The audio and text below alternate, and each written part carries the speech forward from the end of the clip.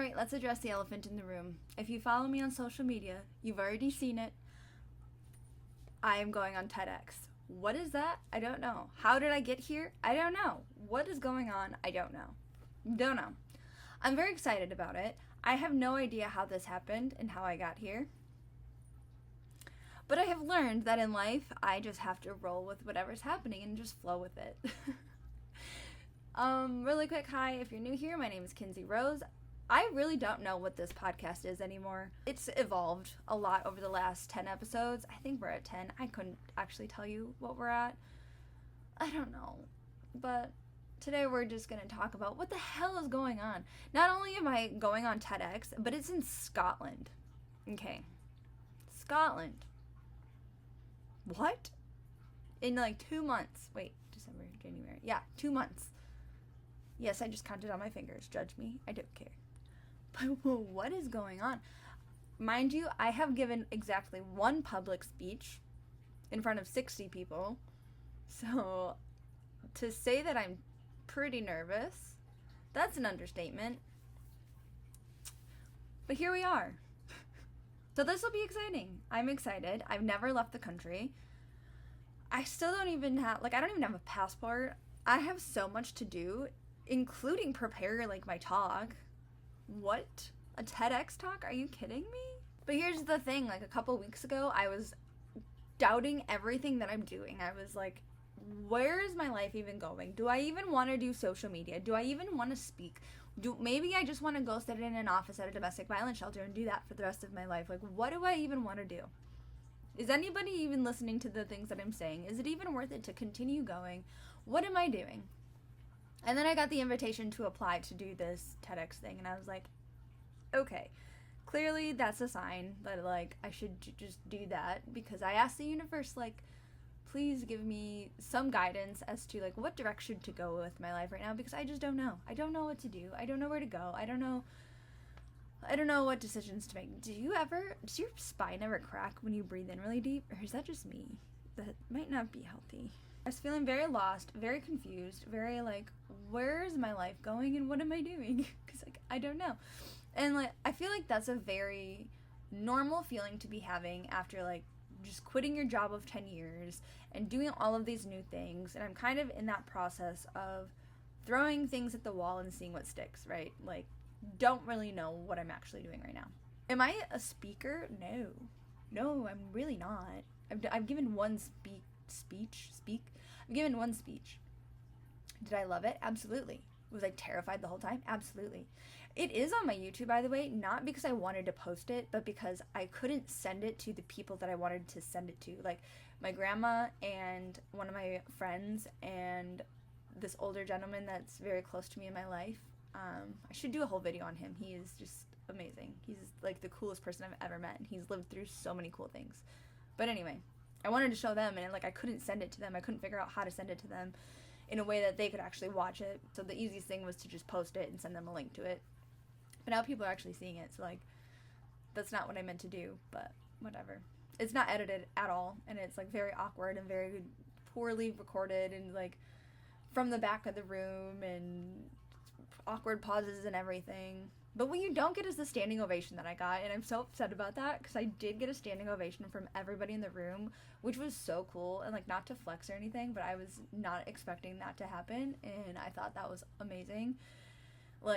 I walked away from the microphone because I was like, oh my god, I need to go sit down. That was a lot, and I'm hiding behind a pole, and I hear clapping, and then I don't even know who it was. Some lady was like, no, you need to go back up there. And I look, and every single person in the room is just clapping and looking at me. And I'm like, what do I do with my hands? Everybody's looking at me. So it was a really surreal moment. And I'm so grateful that I got that opportunity and that experience. And especially that my first speech was about something so important to me and a topic that I'm so passionate about advocating for, and something that's so real to me. I'm so grateful for that. But yeah, that was just the craziest experience. So now to go do it in front of Lord knows how many people are gonna be there, and all of the hoops that I have to jump through now to go there. I can't just get on a plane. I have kids, I have to figure out childcare. I've never left them like that. oh, that sounded bad. I don't mean like leave them, but you know, like I've never been away for any, like I've never done that. So I'm very nervous, but I'm very excited. You can see it on my social media, like the topics that I'm covering, but I am talking about connecting trauma healing to generational cycles and how they're connected, and how to kind of change your life, and how your trauma and like your ancestors' trauma are affecting your future generations and the people around you in your life, and how you can change that to have a better, happier, healthier life. So that's what my talk's going to be about. And there's a lot of other really cool speakers there that I'm excited to actually hear what they're going to say. I'm excited to meet them. So yeah, it's going to be really cool. I'm very excited. We'll see where this goes, and I'm just trusting blindly in the universe, and that's all that you really can do when you don't know where to go or what to do. Just blindly trusting in the universe. And I think that's a big part of my channel and where it is, like, I mean, such the baby steps of my channel. I think that's really important for people to see the scary parts, the beginning, the I don't know what I'm doing, where am I going, somebody tell me what to do. Like, those stages of building your career, I think, are so important for people to see. Like, it didn't just come, it wasn't just easy, it wasn't just like, oh yeah, I'm gonna go and become a speaker or become a YouTuber or become whatever. There's parts to it that people don't see, and I think it becomes very discouraging when people see, you know, speakers come overnight, or people get 1,000 followers overnight, like people are seeing on TikTok right now. And I think it's very discouraging to the people who aren't like that, and it's helpful to see people document their journey and show, okay, this is what it's actually like, this is what building your career is actually like, and putting in the work and sticking with it and not giving up, and sticking with those really hard moments where you're doubting yourself and you're like, is it really worth continuing? Because those are the moments where, like, it's right around the corner. I promise you, like, those moments where it's like, what's the point in doing this anymore? Why am I still going? Who am I even trying to become right now? I don't know. Like, why not just go back to my job where I know I'm going to get a secure paycheck and pay my bills? Why not just do that? Like, those are the moments that you have to stick through and keep grinding it. And it's hard, and it's hard to be consistent, and it's hard to have faith, and it's hard to keep going. But those are the ones who make it, are the ones who keep going, keep doing it. And seeing that firsthand documented is so rare, I feel. And I think it should be happening more, to give more people the inspiration and the courage to continue to do those things. And I know, like, for me, it comes off as I'm just, like, always so positive, and you can do it, keep going. Like, why are you doubting yourself? Don't be so negative. I know I come off that way, but believe me, like, do you know how many times I've questioned myself? How many times I've thought about giving up? How many times I've been like, I just can't do this anymore. What's the point? I have 4 kids. I'm exhausted. I'm tired. Editing is a lot. I don't have a support system. Like, it's a lot. It's hard. But you have to keep going. No matter how much you don't want to, no matter how tired you are, no matter how much you don't want to film or don't want to do something, you have to keep going. If it's what you truly want to do it. I don't want to give up on it and then in a couple years be like, well, what if I didn't give up? What if I wouldn't have, you know, what if I would have gave it one more shot? What if I would have just tried a little bit harder? What if I would have pushed myself just a little bit further? And that's one thing that I'm really good at personally, that I can say that I really like about myself, is when I'm tired, when it's hard, when I'm really struggling, I'm good at, like, giving myself that one little push. Like, you can do it just a little bit harder, a little bit more. You can do it just a little bit more. Like, if I'm doing a really hard workout or something and I'm like, oh my God, I need to give up, I can't do it anymore, it's like, a little bit harder, just a little bit more. And, like, that's all that I need to just grind it out and do a little bit more. But I know that's really hard for a lot of people, and it's even harder when you don't see anybody else doing it. You just see, like, the glory. You see the good parts. You see people making it. You see people saying, oh, I went from rags to riches. But, like, you don't see the in-between. You don't see, like, this ugly parts of it. You don't see the hard parts. You don't see, like, people not making it and being like, oh my God, this is so hard. And it can be so discouraging to continue when you're not seeing any success, or you're not seeing any movement, or you're not seeing anything, and you feel like you're just stuck in pavement and, like, nothing's working. And especially when you're trying so many different things. Oh my God, like, the last couple of months, I've been trying so many different things. I tried, like, Etsy, and I tried so many different platforms. Like, I have my LinkedIn and everything, and, like, all of my different things that are on LinkedIn, and, like, nobody's buying anything. Even the free things, like, nobody's taking it. And it's just like, how hard are you going to try? How hard are you going to fight? How much are you willing to put in? And another mindset that was really important to have, in my opinion, that, like, when I was really struggling, it helped me a lot, was when I would spend, like, hours working on something that nobody was excited about, nobody cared, even though, like, it turned out really good, or, like, my free ebooks or whatever it was that I would spend, like, hours and hours and hours on that nobody cared about.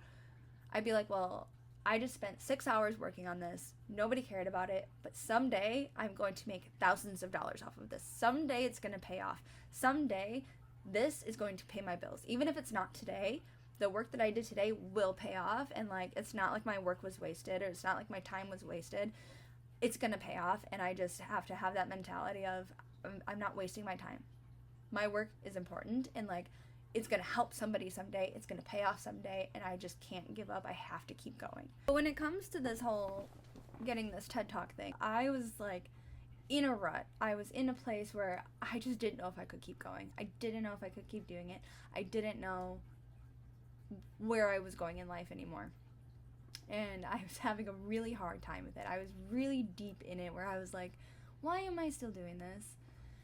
And I got an invite from somebody I had never heard of, some lady I did not know at all. Anyway, I've never heard of this woman.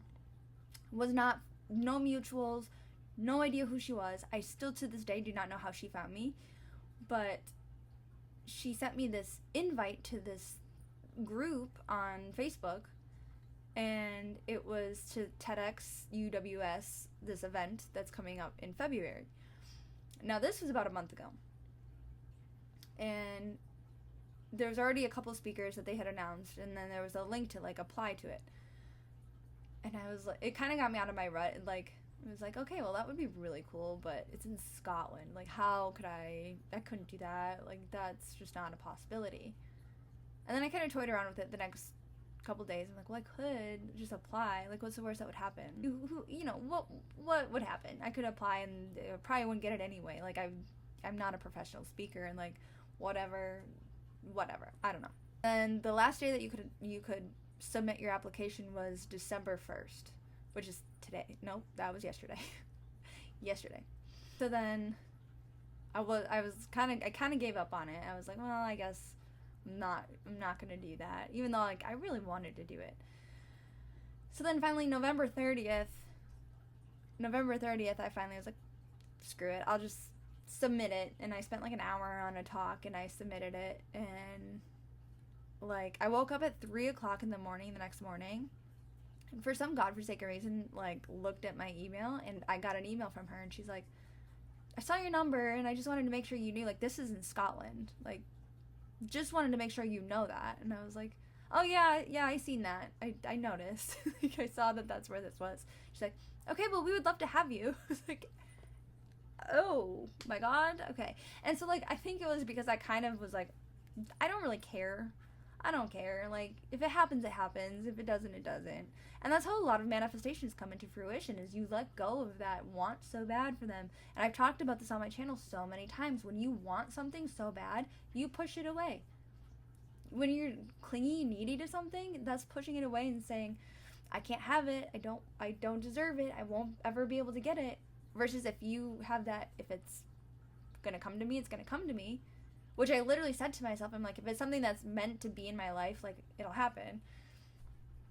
Which is kind of where I'm at with it now, where it's like, okay, I have to buy a ticket, I have to figure everything out, like, I have to buy a plane ticket is what I meant, which is, like, $1,500 round trip, like, it's a whole thing. And I was like, if it's meant to be, it'll happen. And the lady messaged me, like, immediately.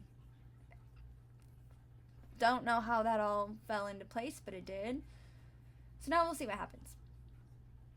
I think it's pretty cool, though. But I think it's just important to... Oh, you know what?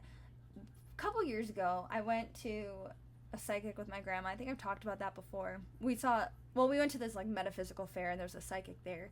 And I'll touch on this for just briefly, because I already talked about it, but it takes a lot to convince me. Because I believe anybody can be very convincing. It takes a lot to convince me. And at this place, like, you don't give them anything.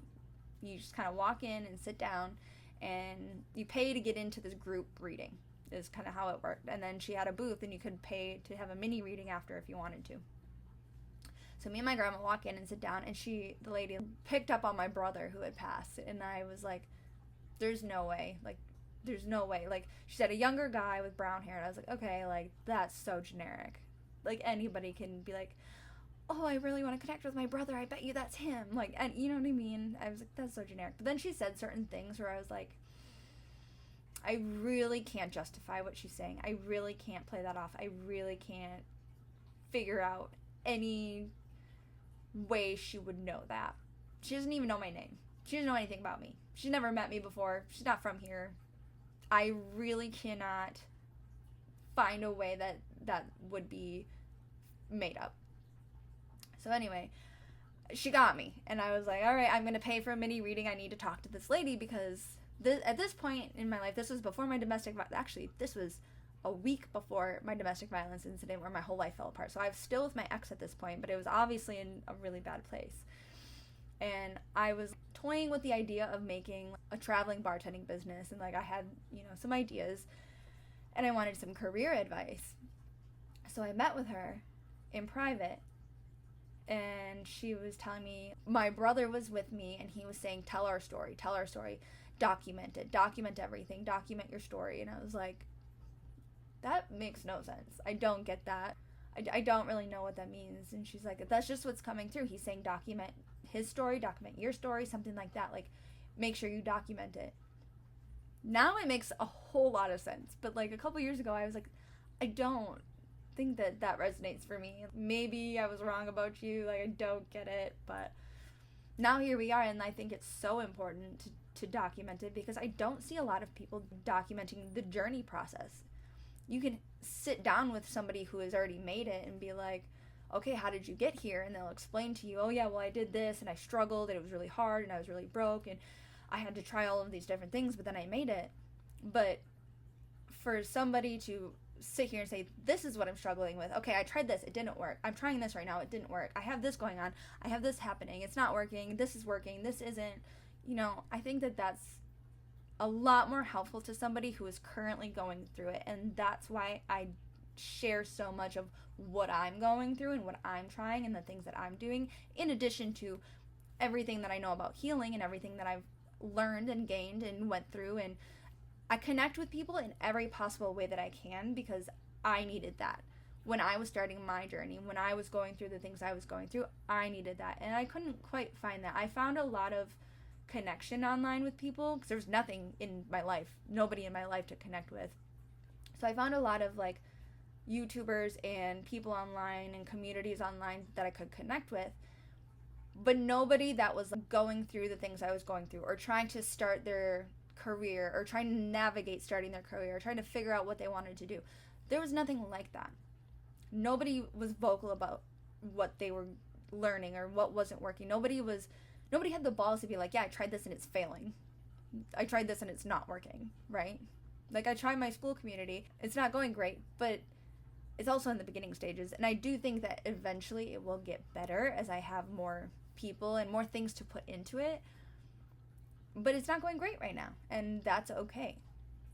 I'm trying things and I'm learning. And now, because I'm putting so much love and effort into my career and so much trust in the universe, now things are coming back to me. Like being